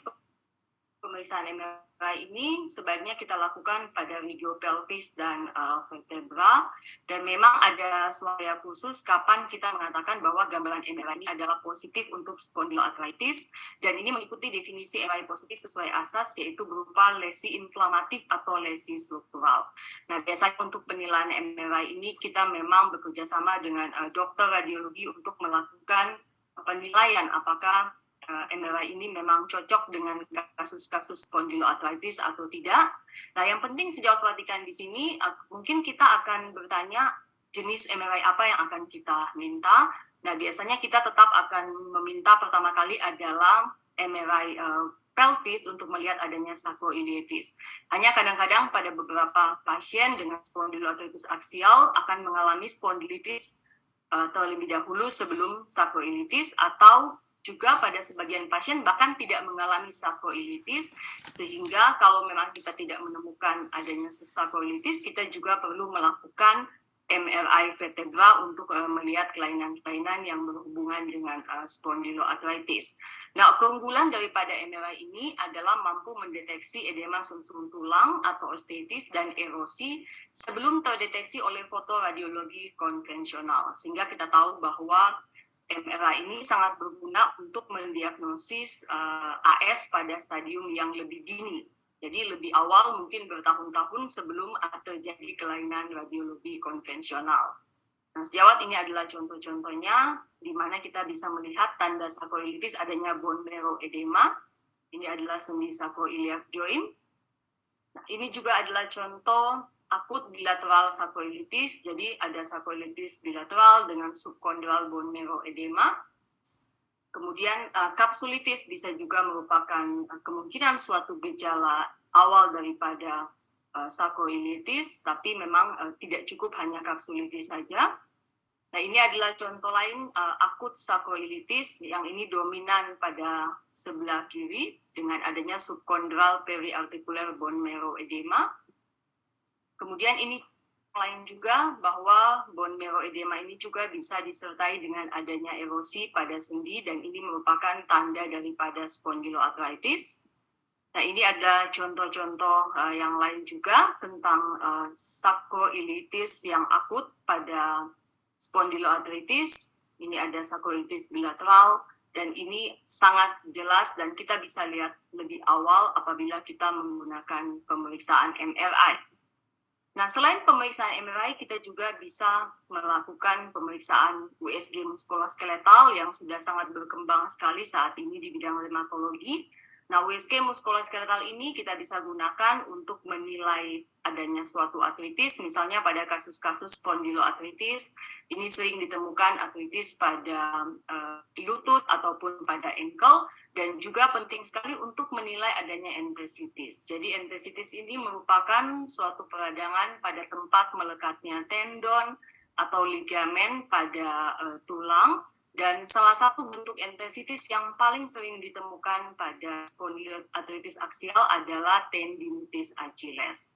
Nah, sejawat ini adalah gambaran USG dari enthesitis pada tendon Achilles. Kita melihat di sini bahwa pada daerah tendon Achilles dapat menebal atau hipoekoik di sini. Kemudian pada waktu kita menggunakan Doppler, ada peningkatan blood flow sinyal di tempat insersi tendon, dan kita juga bisa melihat adanya irregularitas tulang pada tempat melekatnya tendon, dan ini menunjukkan tanda-tanda daripada enthesitis yang sejawat bisa amati pada pemeriksaan USG muskuloskeletal. Baik, sejawat sekalian, demikian presentasi saya. Sebagai kesimpulan, kita tahu bahwa diagnosis spondyloarthritis ditegakkan berdasarkan anamnesis, pemeriksaan fisik, pemeriksaan penunjang, yang meliputi pemeriksaan laboratorium dan pemeriksaan radiologi dari tulang belakang, sendi sacroiliaca, dan sendi lain yang terlibat. Jadi tidak ada baku emas untuk menegakkan diagnosis spondyloarthritis, tapi semuanya berdasarkan kriteria diagnosis. Dan pemeriksaan laboratorium dan pemeriksaan radiologi dapat digunakan untuk menegakkan diagnosis dan monitoring aktivitas penyakit pada spondyloarthritis. Demikian penjelasan saya, semoga bermanfaat. Saya kembalikan pada moderator.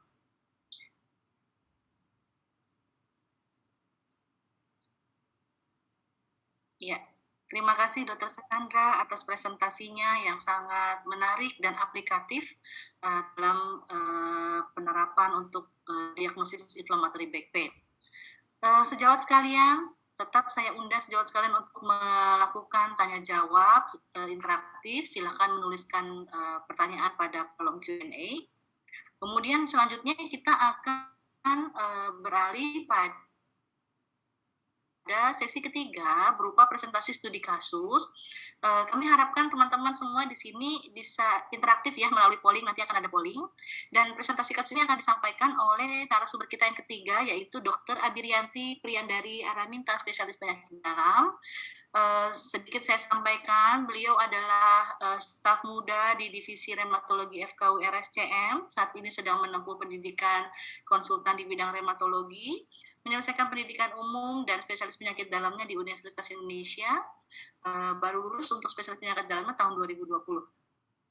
Beliau juga aktif dalam Perhimpunan Reumatologi Indonesia, IRA, dan juga Pacific Association of Rheumatology. Baik, sampai kelibet-libet nih suara saya nih. Kita lanjut langsung ya ke narasumber ketiga kita, Dr. Abi. Silakan Dr. Abi. Assalamualaikum warahmatullahi wabarakatuh. Apakah suara saya terdengar jelas, Dok? Iya, jelas Dr. Abi. Oke, baik. Saya izin menampilkan slide. Apakah sudah tampak, Dok? Sudah, tinggal di slideshow. Ya, sudah tampak. Baik. Baik. Assalamualaikum warahmatullahi wabarakatuh. Selamat siang, para peserta webinar. Pertama-tama saya ucapkan terima kasih atas kesempatan yang diberikan kepada saya, baik oleh PBIRA ataupun IRA Cabang Jakarta dan juga Novartis sebagai sponsor pada webinar pada siang hari ini. Saya akan memulai presentasinya dengan case sharing pada Axial SPA. Jadi sifatnya ini nanti adalah sebenarnya pembahasan dari dua topik yang sebelumnya sudah dibicarakan oleh guru-guru saya, Dr. Adi dan Dr. Sandra. Ini adalah kasus pertama. Jadi untuk para hadirin webinar, para peserta webinar, mohon siapkan gadgetnya nanti karena kita akan mengadakan polling, Zoom polling sebenarnya. Jadi tolong diperhatikan dan disimak baik-baik ya. Ini adalah kasus pertama. Kasus pertama adalah laki-laki 39 tahun datang dengan keluhan punggung hingga pinggang bawah sejak 2 tahun sebelum masuk rumah sakit yang memberat dalam 6 bulan terakhir. Keluhan dirasakan saat bangun tidur, malam hari saat akan tidur, dan jika udara dingin. Pasien juga terbangun malam hari karena nyerinya di saat tidur. Saat bangun, pasien mengeluh kaku di punggung dan pinggang hingga 1 jam. Keluhan tidak membaik dengan istirahat, cenderung berkurang saat pasien aktivitas. 6 bulan terakhir, aktivitas pasien mulai terbatas karena nyeri muncul di bagian leher, terasa kaku dan sulit digerakkan untuk menoleh ke kanan dan ke kiri. Nyeri di jari tangan dan kaki tidak ada, keluhan demam, mata merah, batuk, sesak nafas tidak ada, buang air besar dan buang air kecil normal. Dari riwayat penyakit dahulu, keluarga ataupun sosial tidak ada yang signifikan. Pemeriksaan fisik status generalisnya dalam batas normal. Tapi kita lihat pemeriksaan muskuloskeletalnya. Nyeri tekan tendon akilasnya positif, Patrick testnya positif, dan Schober testnya positif. Ini adalah foto klinis pasien yang telah ditampilkan dengan seizin pasien. Nah, mungkin dari tim IT mohon dipersiapkan pollingnya ya. Dari anamnesis, keluhan utama pasien sesuai dengan, kita bisa tolong ditampilkan pollingnya. Oke, silakan tim IT. Baik. Ya. Silahkan dipilih oleh para peserta apakah dari anamnesis pasien itu keluhan pasien sesuai dengan gambaran nyeri pinggang mekanik atau nyeri pinggang inflamasi. Bayangkan kalau dokter-dokter datang ketemu pasien seperti ini nih, Dok. Apakah sudah menjawab? Bisa kita lihat jawabannya. Kelihatannya kita sudah bisa lihat itu ya, hasil pollingnya. Boleh ditampilkan? Oke. 91% benar sih, Dok ya, nyeri pinggang inflamasi ini. Tapi masih ada yang, ini salah ketik atau masih belum, masih belum bisa membedakan mekanik inflamasi ini. Karena jawaban yang benar adalah nyeri pinggang inflamasi ya, Dok. Nanti mungkin dari Dr. Adi dan Dr. Sandra kita bisa ikut diskusi bareng-bareng untuk kasus ini. Kita next dulu ya, Dok. Nah, Yang disebut nyeri pinggang inflamasi itu tadi Dokter Adi sudah sempat katakan. Ciri-cirinya onsetnya nyeri pinggang muncul sebelum usia 45 tahun. Gejalanya bertahan lebih dari 3 bulan. Kaku pagi harinya lebih dari 30 menit. Nyeri memberat saat inaktif dan membaik dengan pergerakan. Jadi tadi kalau di kasus, pasiennya itu mengeluhkan kalau aktivitas malah lebih baik. Dan nyerinya itu dengan istirahat tidak berkurang. Nah, nyeri malam hari, terutama setelah pertengahan siklus tidur. Highlight-nya adalah biasanya nyerinya membangunkan pasien dari tidur. Jadi keluhan pasien ini nyeri pinggang inflamasi. Nah, keluhan penyerta lainnya ini juga sudah dijelaskan tadi. Selain nyeri pinggang inflamasi, kita harus cari keluhan lainnya. Ada artritis, enthesitis. Tadi Dokter Sandra sudah menampilkan gambaran USG, misalnya pada enthesitis di tendon Achilles, uveitis, dactylitis, psoriasis. Ada penyakit Crohn atau colitis ulceratif, respons baik dengan Owens, riwayat keluarga dengan SPA, dan pemeriksaan HLA-B27 ataupun pemeriksaan lab dari C-reactive protein. Ini adalah prevalensi extraaurikular manifestasi yang bisa ditemukan pada contoh SPA, yaitu ankylosing spondylitis. Kita bisa lihat presentasinya saja, yang kita next. Nah, ini polling kedua. Kalau kita sudah tahu itu adalah nyeri pinggang inflamasi, apakah langkah pemeriksaan penunjang selanjutnya? Boleh ditampilkan pollingnya? Nah, langkah pemeriksaan penunjang selanjutnya untuk kasus adalah apakah A, CRP, B, LSD, C, HLA-B27, atau D, semua benar. Kita nggak usah lama-lama ya nih, karena kita sambil membahas bersama-sama, jadi tidak ada yang dinilai sebenarnya. Kita cuma mau lihat apakah tadi pembahasannya peserta sudah menangkap dengan baik apa yang kita harapkan. Oke, kita bisa lihat hasilnya. Terus? Oke. 87% benar, semua benar. Jadi yang dicek itu bisa dari CRP, laju endap darah, ataupun HLA-B27. Walaupun kalau misalnya tadi Dokter Sandra juga bilang kalau HLA-B27-nya negatif, udah pasti bukan SK ya, belum tentu juga, karena ada pemeriksaan penunjang lainnya. Nah, next ya, kita bahas selanjutnya. Pemeriksaan penunjang itu bisa penanda inflamasinya. Kita cek dari CRP dan laju endap darah. Kalau pemeriksaan HLA-B27 itu dapat dilakukan untuk membantu menegakkan diagnosis, bahkan pada pasien dengan nyeri punggung kronik dan penyakit penyerta SPA, bahkan ketika perubahan radiologis ini belum muncul. Jadi kalau hasil ronsen pelvisnya masih normal, tapi dia keluhannya nyeri punggung kronik dan ada gejala lain yang sesuai dengan gambaran SPA, diperiksa HLA-B27 positif, itu dapat memiliki nilai diagnostik yang bermakna. Nah, pada kasus tadi, hasil DPL-nya HB-nya 9, hematokritnya 29,7, leupositnya 8.100, trombositnya 490.000, LED-nya 122 dengan CRP-nya 92,3, fungsi ginjal dan fungsi hati dalam batas normal. Pasien kemudian dilakukan pemeriksaan penunjang. Nah, pemeriksaan penunjangnya, kalau misalnya pemeriksaan radiologi, biasanya di awal fase penyakit dapat menunjukkan gambaran yang normal. Ketika berlanjut, sakroilitis dapat terlihat baru gambarannya di foto polos. Foto polos itu dari X-ray saja. Beberapa gambaran yang lain dapat muncul, misalnya gambaran enthesitis pada corpus vertebrae, syndesmophyte, ataupun erosi atau sklerosis pada sendi sakroiliaka. Kalau misalnya kecurigaan kuat nih, kayaknya SPA, tapi foto polosnya normal, MRI bisa kita lakukan sebagai pemeriksaan lanjutan. Nah, ini kasus yang pertama tadi. Dari kasus yang pertama tadi, kita lihat bagaimana celah sendinya nih. Mungkin Dokter Sandra atau Dokter Adi bisa membantu membacakan. Tapi kalau kita lihat, celah sendinya nih sudah mulai tidak tampak ya, sudah mulai fusi ya dok ya. Iya. Dokter Sandra, jadi kita lihat komentar nih untuk kasus ini. Kita lihat. Ya.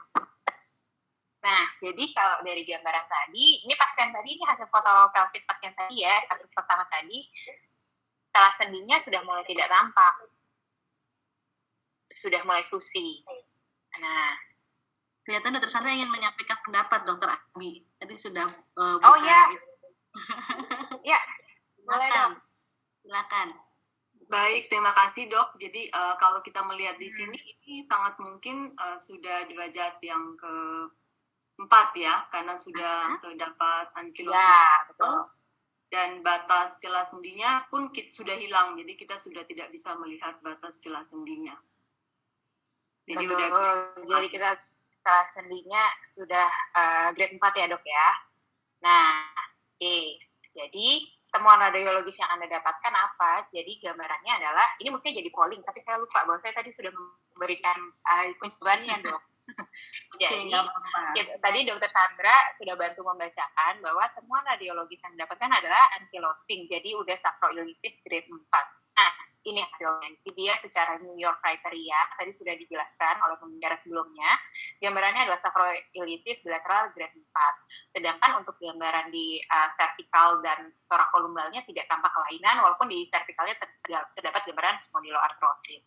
Nah, bagaimanakah pendekatan diagnosis pada pasien? Ini ada polling kah dari tim IT?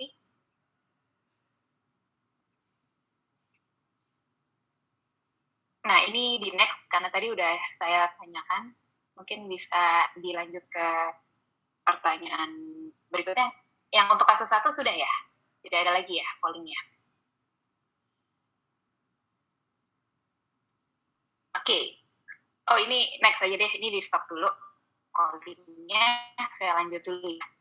Bagaimanakah pendekatan diagnosis pada pasien? Kita lihat di sini. Nah, jadi secara gambaran radiograf definitif, kita lihat tadi udah gak ada gambaran dari foto pelvis saja, sudah ada gambaran spondylitis ankylosa karena udah fusi, sudah ada kelainan. Berarti sebenarnya kita berhenti di sini. Diagnosis pasien cukup kita sebut sebagai spondylitis ankylosa. Nah, gimana kalau misalnya tadi rotan pelvisnya nggak kelihatan atau nggak kelihatan ada kelainan, misalnya normal, tapi kita curiga banget ini pasiennya adalah SPA. Kita lanjut ke sebelah yang sebelah kanan bagian. Kita lihat di sini, cari adakah gambaran spondyloarthritis lainnya. Misalnya ada nyeri tumit, kita mau cari ke arah enteritis, dactylitis, uveitis, ada riwayat keluarga, ada spondyloarthritis, penyakit usus inflamasi, dan lain-lain yang tadi kita sudah katakan.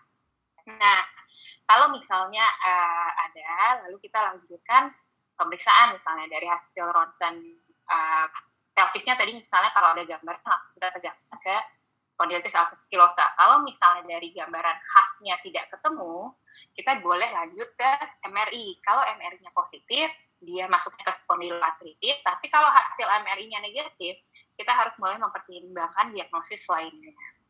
Nah, ini adalah kriteria ASAS 2010.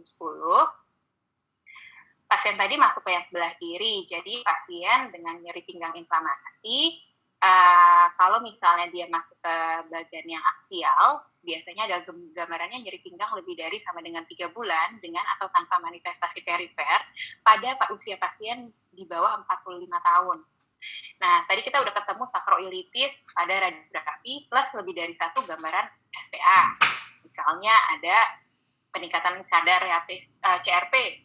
Dia langsung dikatakan masuk ke dalam spektrum spondyloarthritis aksial. Bagaimana kalau sacroiliitisnya tidak tampak pada radiografi? Kita bisa coba yang kanan, kita cek HLA-B27-nya. Kalau HLA-B27-nya positif, kita cari minimal 2 gambaran SPA di bawah ini. Oke, kita next. Ini adalah kriteria New York yang kami modifikasi. Tadi sudah dibahas pada pembicaraan sebelumnya, saya akan lanjut saja.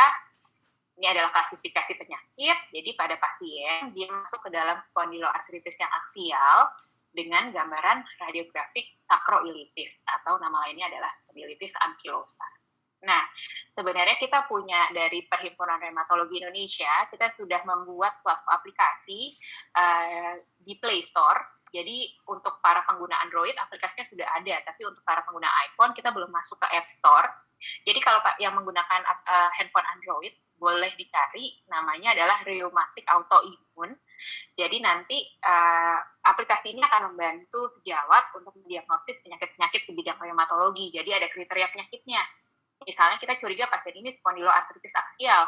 Entry point-nya masuk nggak? Nyeri pinggang lebih dari sama dengan 3 bulan, dengan atau tanpa manifestasi perifer, dan onsetnya di bawah 45 tahun. Jika masuk, ya kita klik, nanti akan keluar layar berikutnya.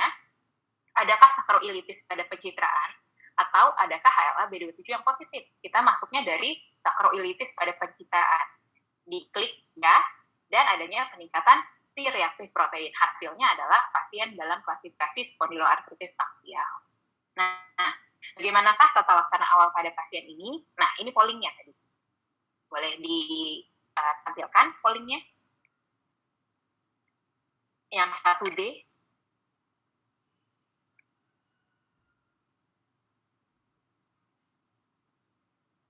Ya, bagaimanakah tata laksana awal pada pasien ini? Apakah A, pemberian OAIN, B, steroid, C, injeksi steroid, atau D, kita konsul ke rehabilitasi hidup? Boleh sambil dijawab oleh para sejawat.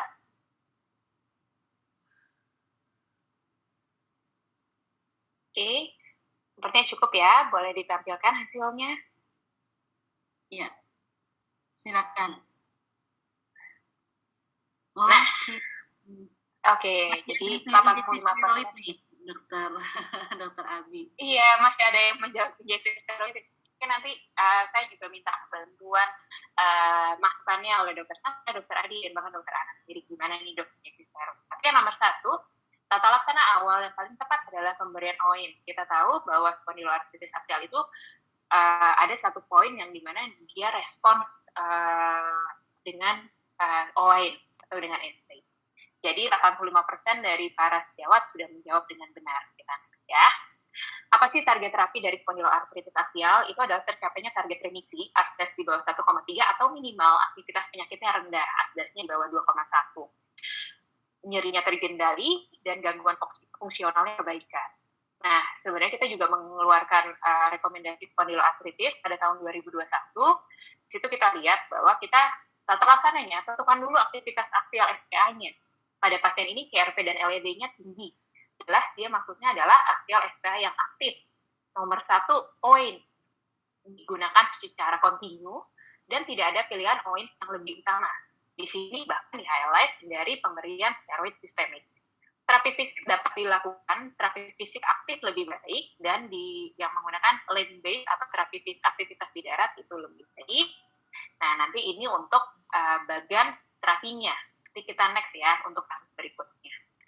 Dan di rheumatic autoimmune ini juga di aplikasi tersebut sejawat dapat mendownload guideline berdasarkan rekomendasi baik dari IRA secara Perhimpunan Rheumatologi Indonesia dan ataupun yang mengacu pada internasional seperti ACR ILAR. Kasus keduanya, pasien wanita 23 tahun dikonsulkan dari spesialis mata dengan masalah uveitis anterior berulang sejak 4 tahun. Terakhir kan 3 bulan lalu, pasien juga merasakan nyeri pinggang yang mulai terasa bersama dengan uveitis. Pasien merasa nyeri pagi lebih dari 30 hari dan terkadang juga terbangun di malam hari karena nyeri. Pasien juga mengeluhkan nyeri lutut kanan, hilang timbul, nyeri tumit, dan nyeri bokong bergantian kanan-kiri.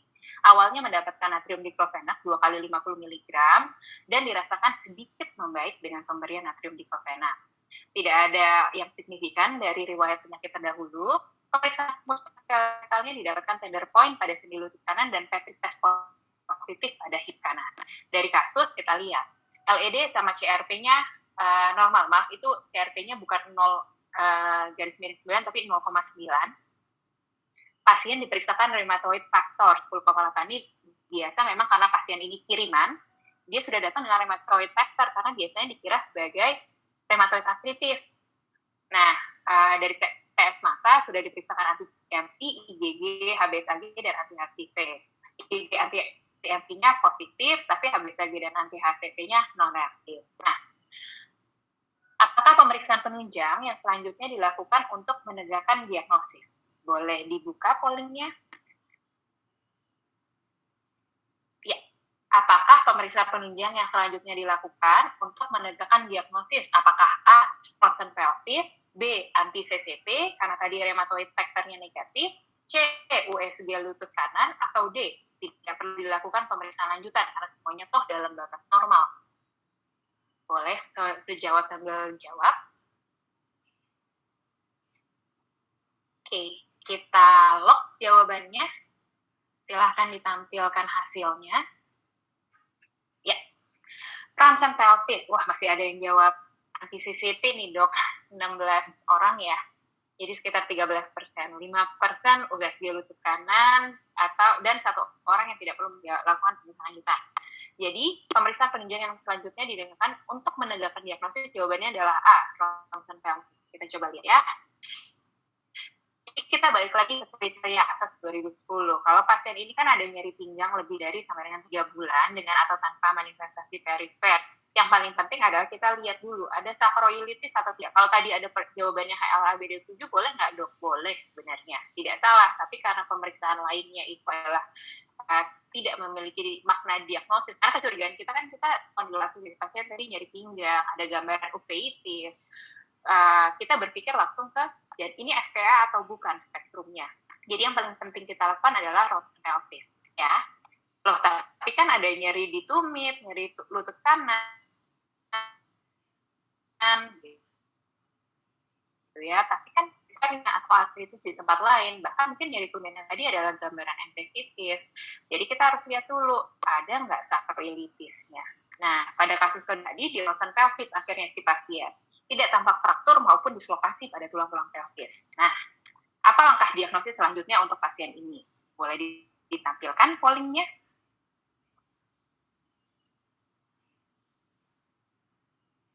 Ada, ya. Apa langkah diagnosis selanjutnya pada pasien ini? Apakah A, MRI pelvis, B, USG lutut, C, USG pedis, D, tidak perlu dilakukan pemeriksaan lanjutan karena tidak ada kelainan? Kita lock ya, kita supaya waktunya juga pas nih. Boleh ditampilkan hasilnya? Ya, jawabannya adalah MRI pelvis. Karena tadi Ronsen pelvis yang normal belum tentu pasiennya tidak ada kelainan. Karena kita lihat, kalau pasiennya itu ada kelainan di foto polos, dia masuknya ke yang kanan, spondyloarthritis dengan radiographic stage. Tapi ingat, ada non-radiographic stage, yaitu sakroilitis yang kelihatannya baru saat MRI. Akhirnya pasien ini di MRI. Kesimpulannya sesuai gambaran kronik sakroilitis bilateral, tidak tampak tanda-tanda inflamasi aktif. Itulah yang menjelaskan LEDCRP-nya mungkin normal. Kelainan pada MRI ini ada nanti juga tercantum di rekomendasi. Bagaimanakah? Sampai lanjut ya. Ini saya mengambil dari ACR ILAR spondyloarthritis. Jadi kita lihat, kita tentukan dulu disease activity-nya. Kalau misalnya disease activity ini kita juga bisa periksa di aplikasi rheumatic autoimun tadi ya. Kalau misalnya dia aktif, kita lanjut ke yang seperti tadi ya, seperti kasus pertama. Tapi kan kalau yang pada pasien ini CRP-LED-nya normal. Kalau kita masukin di aplikasi, mungkin dia masuknya di stabil. Nah, kalau stabil, apa yang dilakukan adalah straight on demand dengan physical therapy.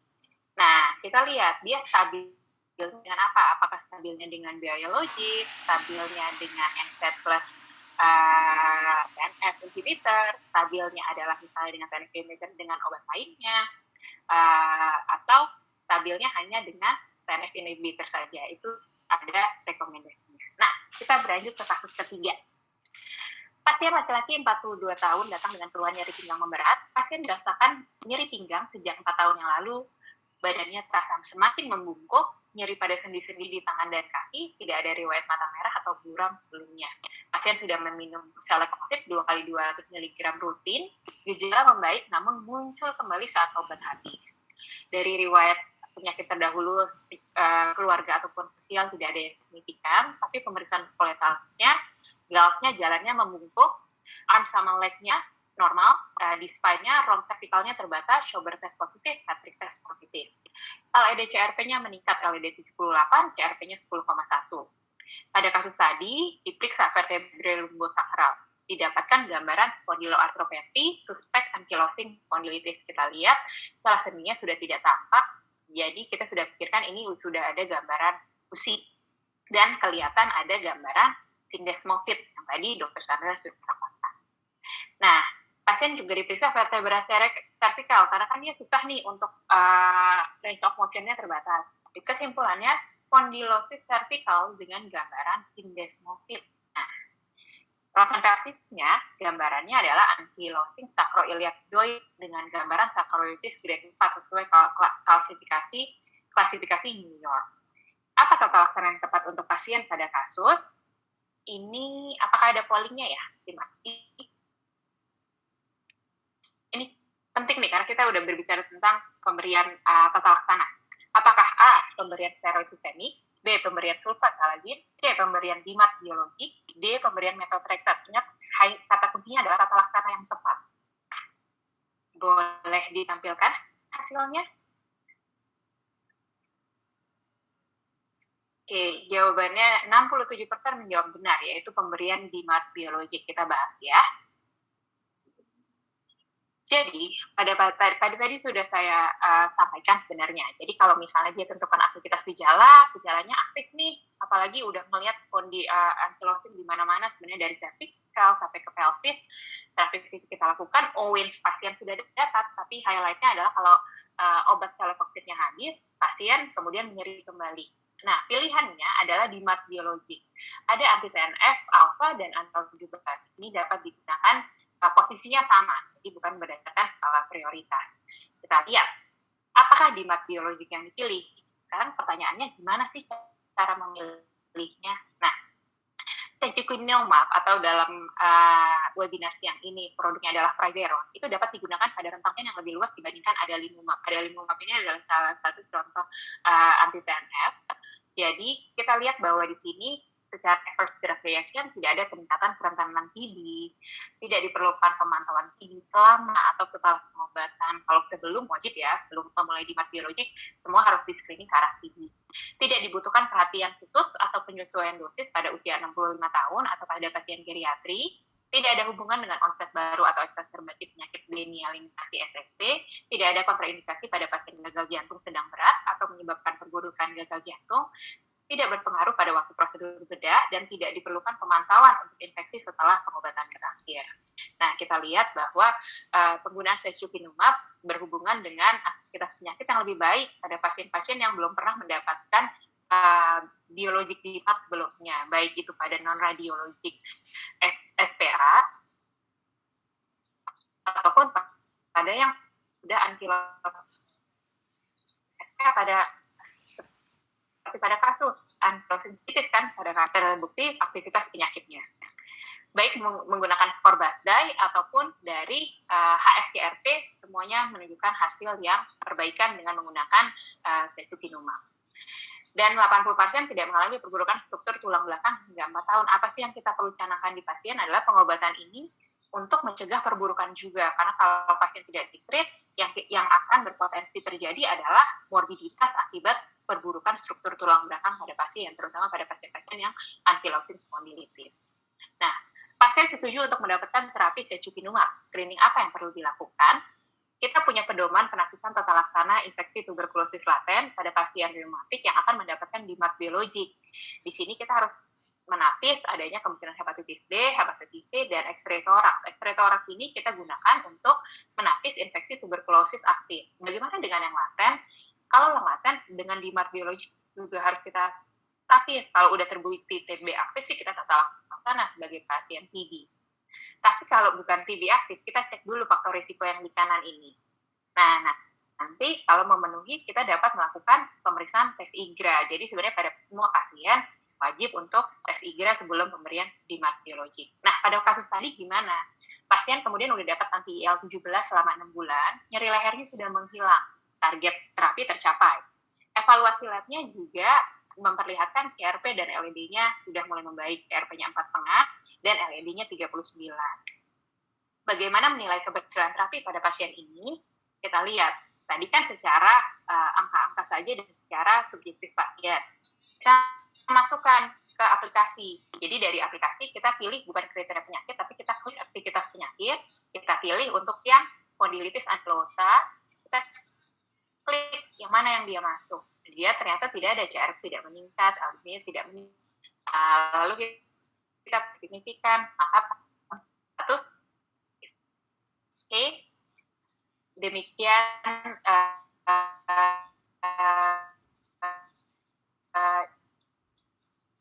ini saya kembalikan ke moderator.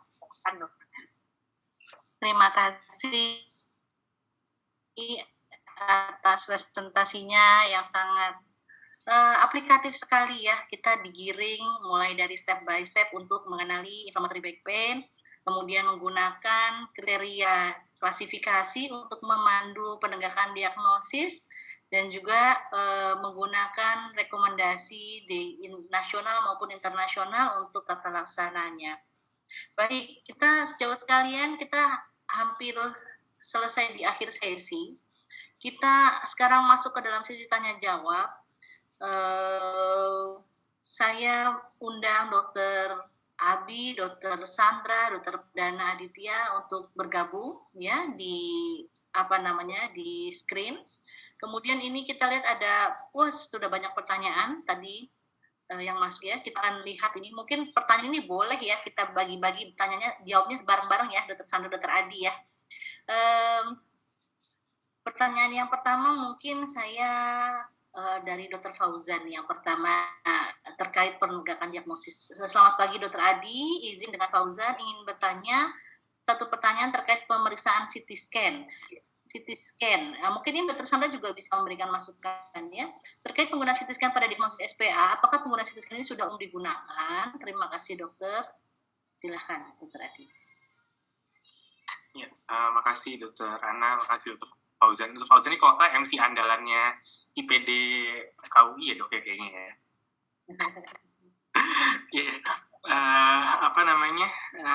Jadi tadi saya menampilkan satu studinya memang belum banyak dok, saya baru nemu satu, tapi studi itu cukup baru di tahun 2022. Dia menunjukkan bahwa CT itu spesifisitasnya cukup baik buat buat spondyloartritis. Jadi tadi saya menyampaikan karena dia spesifisitasnya cukup baik, mungkin kalau misalnya kita tidak punya MRI, kita bisa pakai CT dok. Tapi kalau ada MRI, sementara rekomendasi dan dari guideline yang masih masuk adalah MRI. Tapi karena itu dari studi masih relatif baru, mungkin tidak menutup kemungkinan beberapa rekomendasi yang muncul nanti mungkin akan memasukkan studi tadi dok. Tapi sementara ini saya sih juga belum punya pengalaman. Tapi tadi mungkin message-nya adalah kalau misalnya tidak punya MRI, imaging konvensional meragukan, CT bisa masih ada tempatnya. Mungkin itu saya nggak tahu dok. Mungkin Dr. Sandra, Dr. Ana, Dr. Abi ada yang punya pengalaman dengan CT dok. Silakan Dr. Sandra. Mungkin kalau ada tambahan. Ya, baik, terima kasih. Jadi Dr. Pradhan tadi sudah menyampaikan bahwa ya memang dalam diagnosis spondyloartritis, MRI tetap dipilih sebagai pilihan utama. Oleh karena keunggulannya untuk melihat pada kelainan pada tahap awal spondyloartritis, terutama bone marrow edema ini dan berbagai kelainan pada jaringan lunak yang lain. Jadi keunggulannya MRI ini adalah untuk melihat pada tahap awal. Nah memang CT bisa kita gunakan, namun concern-nya justru pada radiasi. Apalagi kalau kita akan melakukan MRI tidak hanya pada sacroiliac joint, tapi juga vertebra, sehingga CT tidak dianggap sebagai suatu pilihan yang baik dalam berbagai guidelines. Dan juga guidelines dari ASAS maupun EULAR itu tetap menggunakan MRI yang lebih diutamakan, karena bisa menangkap sejak awal dan cukup aman dari sisi radiasinya juga. Jadi menurut saya memang lebih baik kita menggunakan MRI kecuali di tempat yang kita tidak menggunakan MRI atau ada kontraindikasi dengan MRI. Baik, terima kasih Dr. Sandra ya. Jadi kalau nggak ada MRI atau ada kontraindikasi, kita bisa menggunakan CT scan ya dok ya. Baik, berikutnya ada pertanyaan dari Dr. Mega di DKI. Beliau ada kasus laki-laki 34 tahun dengan spondyloartrosis. Oke, ini tampaknya ini gambaran dari imaging ya. Spondyloartrosis sudah dilakukan tes CRP dalam batas normal dan diberi antiinflamasi. Apakah harus dilakukan tes lainnya seperti CRP dan LED? Ini mungkin maksudnya apakah perlu work up lebih lanjut kali ya dok ya, pertanyaannya ya. Jadi laki-laki 34 tahun dengan spondyloartrosis. Ya, mungkin ini maksudnya dia dengan nyeri punggung ya dok, karena nggak mungkin kan 34 tahun tahu-tahu di ronsen kalau nggak nyeri punggung ya, kemudian gambaran ronsennya spondyloartrosis. Apakah perlu dilakukan evaluasi lebih lanjut selain pemberian antiinflamasi? Nah, bagaimana ini? Silakan dokter tanggapannya. Mungkin dokter Sandra dulu kali ya, bergantian. Silakan dok. Baik, terima kasih. Jadi ini ada kasus yang disebut dengan spondyloartrosis ya. Jadi yang pertama, untuk sampai pada penanganan tentunya kita harus menegakkan diagnosis yang terlebih dahulu ya. Jadi sebenarnya ini kasus inflammatory back pain atau bukan, ya tetap kembali kepada jalur diagnosis tadi. Jadi kalau keluhan cocok dengan inflammatory back pain, ada 2 jalur sejawat bisa menegakkan diagnosis lewat imaging tadi, atau lewat pemeriksaan HLA-B27 dan mencari gejala-gejala yang lain. Nah, nanti kalau kita sudah sampai pada diagnosis, baru kita bisa melakukan penanganan yang lebih lanjut. Nah, pertanyaannya tadi...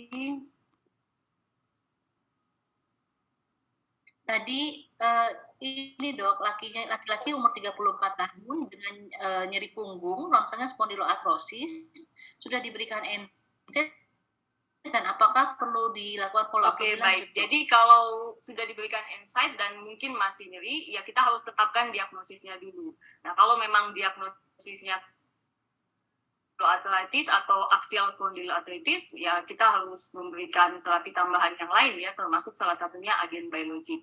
Yang penting tentunya diagnosisnya harus tegak dulu. Oke, Dokter Adi ada tambahan? Terima kasih Dokter Sandra. Dokter Adi ada tambahan? Ya mungkin yang membuat karena usianya udah dari Dokter Mega mikir apakah ini jangan-jangan, tapi tadi marker inflamasinya normal. Jadi gini dok, kalau ketemu kasus nyeri pinggang, nyeri punggung, dan nyeri yang lain itu yang pentingnya kita menentukan origin of ini dari mana sebetulnya dok. Apakah ini mechanical atau inflamasi, itu kalau struktur ini nyeri di otot kah, atau ini nyeri di sendi atau di tulang atau di mananya dok. Kalau gambaran imaging spondyloartrosis itu memang biasanya di usia 30 tahun tuh sudah mulai ada, tapi biasanya bukan itu dok patologinya yang menyebabkan nyerinya. Jadi saya sih merasa ini mungkin perlu dievaluasi lebih lanjut karena usianya muda, tapi usia muda kalau misalnya tidak ada tanda-tanda inflamasi ya kemungkinan ini simple pain sih dok. Mungkin itu sih dok tambahan dari saya. Terima kasih dok. Ya, jadi sebenarnya kalau kasus seperti ini kita balik lagi per anamnesis ya Dokter Adi ya, membedakan ini inflammatory atau mechanical back pain ya. Jadi kalau Anda ronsen pasien-pasien usia sudah istilahnya sudah menengah dewasa sampai dok gitu ya.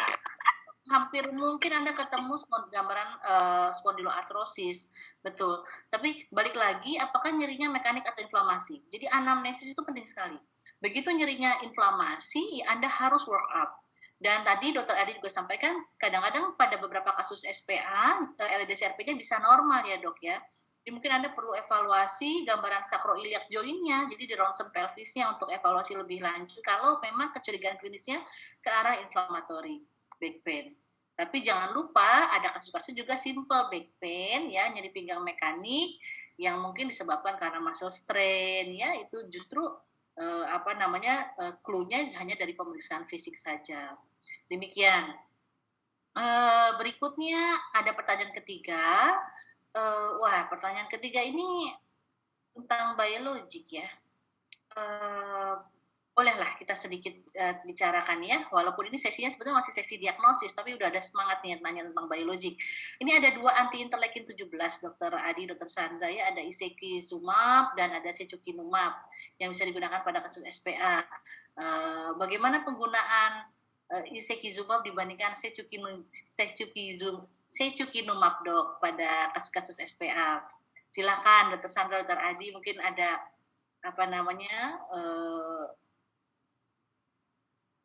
pengalaman atau pengetahuan dalam hal ini? Dokter Sandra kali ya udah punya pengalaman. Saya belum punya pengalaman pakai Izekizumab sih dok. Baik, terima kasih. Jadi sebenarnya ini adalah kedua-duanya merupakan golongan interleukin 17 dan indikasi sebenarnya kedua-duanya indikasinya cukup sama ya. Jadi bisa digunakan untuk axial SPA, baik juga pada kasus artritis. Mungkin kalau kita nilai dari sisi efektif, Secukinumab lebih unggul dibanding Secukinumab. Jadi kalau secara indikasi mungkin hampir sama antara kedua jenis agen biologik ini. Secukinumab yang sudah Secukinumab ya dok ya, dan itu pengawasan terapi ya kasus-kasus SPA ya. Baik, sejauh sekalian masih ada beberapa pertanyaan, tapi tolong tulis. Kita saksikan dulu video sponsor berikut ini. Silakan.